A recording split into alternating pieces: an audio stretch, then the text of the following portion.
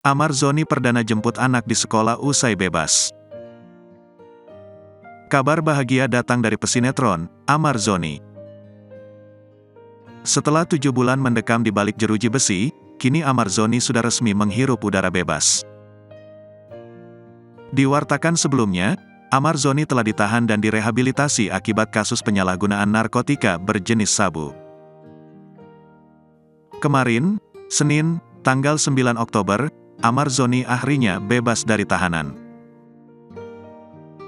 Setelah bebas dari bui, suami dari Iris Bella ini pun perdana menjemput anaknya di sekolah.